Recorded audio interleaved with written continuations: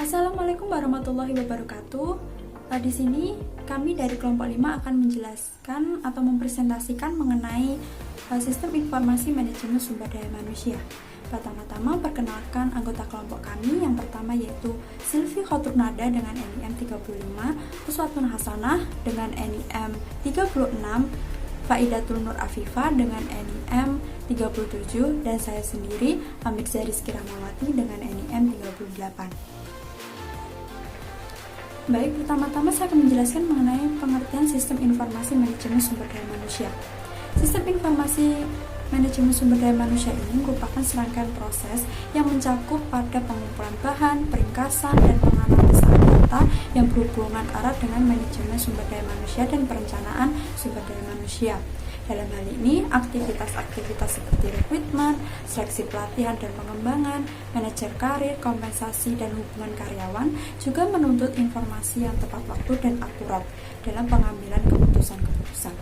Sistem informasi sumber daya manusia ini dirancang untuk membantu para manajer dalam membantu untuk membuat keputusan-keputusan menjadi lebih efektif.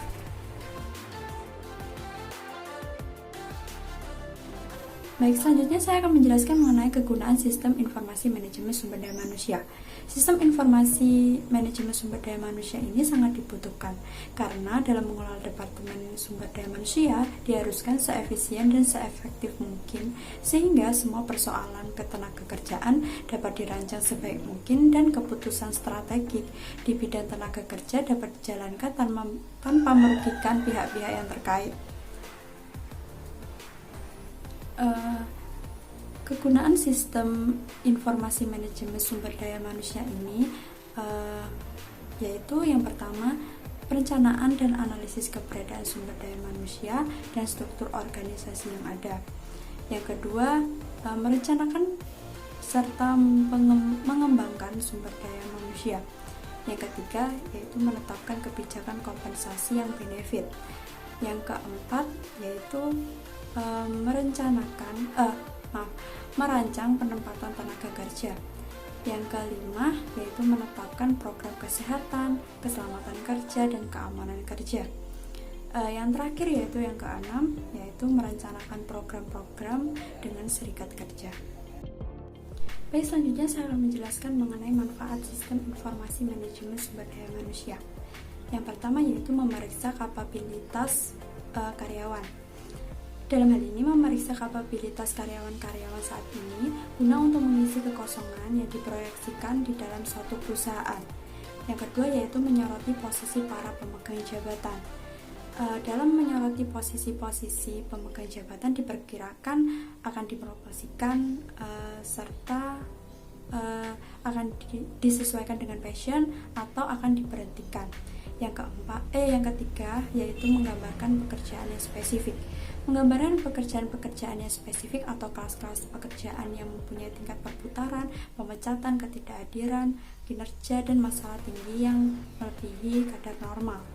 Yang keempat yaitu mempelajari komposisi dari berbagai kelas pekerjaan. Dalam hal ini, mempelajari komposisi usia, suku, dan jenis kelamin dari berbagai pekerjaan dan kelas pekerjaan, guna untuk memastikan apakah semua itu sesuai dengan ketentuan yang berlaku. Yang kelima yaitu mengantisipasi kebutuhan rekrutmen, seleksi, pelatihan, dan pengembangan. Dalam hal ini, mengantisipasi kebutuhan-kebutuhan seperti rekrutmen, seleksi, pelatihan, dan pengembangan dalam rangka untuk memastikan penempatan yang tepat waktu pada karyawan-karyawan yang bermutu ke dalam lowongan pekerjaan. Di sini saya akan menjelaskan tentang parameter keberhasilan sumber daya manusia, Yang pertama, biaya harus sejalan dengan ukuran dan kondisi finansial. Yang kedua, sistem ditetapkan dengan waktu yang baik. Yang ketiga, harus dapat dimodifikasi dan diperluas. Yang keempat, penekanan pada aktivitas perencanaan harus terbukti. Yang kelima, umpan balik harus berkelanjutan. Yang keenam, arsip terintegrasi pada berbagai departemen. Yang ketujuh, data kritis harus tersedia saat dibutuhkan. Yang kedelapan, informasi kritis mencakup karyawan kunci, keahlian, dan lain-lain. Kelebihan dari sistem informasi sumber daya manusia yang pertama adalah perusahaan dapat mengonsentrasikan diri pada bisnis yang tengah dijalani. Misalnya mengenai hardware, software, dan maintenance sistem merupakan tanggung jawab bagi pihak ahli sistem informasi. Yang kedua adalah lebih praktis serta waktu pengembangan sistem informasi relatif lebih cepat, efektif, dan efisien. Hal itu dikarenakan dikerjakan oleh orang yang profesional yang berada di bidangnya. Yang ketiga adalah penghematan pada waktu proses. Penghematan pada waktu proses ini diperoleh karena beberapa pekerja dapat dipilih untuk bekerja secara bersama-sama menyediakan jasa ini kepada perusahaan. Yang keempat, memudahkan akses pada pasar global. Memudahkan akses pada pasar global ini jika menggunakan vendor yang mempunyai reputasi yang cukup baik. Sedangkan kekurangan dari sistem informasi sumber daya manusia yang pertama adalah terdapat kekhawatiran tentang keamanan sistem informasi. Hal tersebut terjadi karena adanya peluang penyalahgunaan sistem informasi oleh seorang vendor, misalnya pembajakan ataupun pembocoran informasi perusahaan. Yang kedua adalah ada peluang sistem informasi yang dikembangkan tidak sesuai dengan kebutuhan perusahaan. Hal tersebut terjadi jika vendor tidak memahami kebutuhan sistem dalam perusahaan tersebut. Yang ketiga adalah risiko tidak kembalinya investasi yang telah digunakan. Hal itu terjadi jika adanya ketidakcocokan sistem informasi yang dikembangkan. Yang keempat yaitu relatif sulit melakukan perbaikan dan pengembangan sistem informasi. Hal tersebut terjadi karena pengembangan perangkat lunak dilakukan oleh vendor, sedangkan perusahaan umumnya hanya terlibat sampai rancangan kebutuhan sistem saja.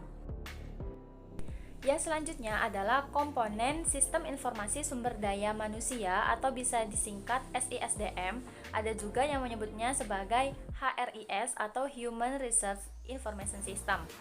Terdapat 3 komponen dalam SISDM, yaitu komponen input, komponen database, dan komponen output. Yang pertama adalah komponen input.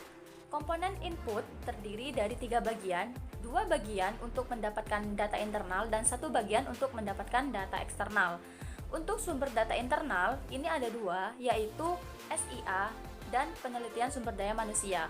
Untuk SIA sendiri atau Sistem Informasi Akuntansi, ini menyediakan data personil yang berkaitan dengan keuangan. Contohnya, upah per jam, gaji bulanan, pendapatan kotor saat ini, pajak penghasilan tahun berjalan, dan lain-lainnya. Serta untuk penelitian sumber daya manusia, ini memiliki fungsi untuk mengumpulkan data melalui proyek penelitian khusus. Misalnya saja penelitian suksesi, di mana dilakukan untuk mengidentifikasi orang-orang dalam perusahaan yang merupakan calon bagi posisi yang akan tersedia. Ada juga analisis dan evaluasi jabatan yang mana mempelajari setiap jabatan dalam satu area untuk menentukan lingkup dan mengidentifikasi pengetahuan serta keahlian yang diperlukan. Ada juga penelitian keluhan di mana membuat tindak lanjut atas keluhan yang disampaikan pegawai untuk beberapa alasan. Dan untuk yang sumber eksternal atau biasa disebut dengan Human Research Intelligence, merupakan sistem yang mengumpulkan data yang berhubungan dengan SDM dari lingkungan luar perusahaan. Elemen lingkungan yang menyediakan data ini meliputi pemerintah, pemasok, serikat pekerja, masyarakat global, masyarakat keuangan, serta pesaing. Yang kedua adalah komponen database. Meningkatnya kerumitan masalah yang berhubungan dengan personil disebabkan oleh banyaknya peraturan pemerintah dan luasnya pilihan benefit membuat penyimpanan data dalam komputer ini merupakan suatu keharusan. Bagi database SDM yang berbasis komputer, tersedia beberapa alternatif dalam hal isi, lokasi, dan juga pemasukan data. Yang pertama dalam hal isi, SISDM dapat berisi data yang menjelaskan tidak hanya pegawai tetapi juga organisasi ataupun perorangan di lingkungan perusahaan. Elemen-elemen lingkungan yang mempengaruhi SDM dalam beberapa cara, diantaranya data pegawai yang kebanyakan berisi data yang berhubungan dengan pegawai perusahaan. Misalnya saja biodata pegawai, kinerja, dan juga CV. Untuk data non-pegawai, ini mengidentifikasi data yang menjelaskan organisasi di lingkungan perusahaan, misalnya saja seperti agen tenaga kerja, akademi atau universitas, serikat pekerja, dan juga pemerintah. Yang kedua, lokasi. Biasanya database dari SISDM ini ditempatkan pada komputer sentral perusahaan dan komputer bagian Departemen Sumber Daya Manusia.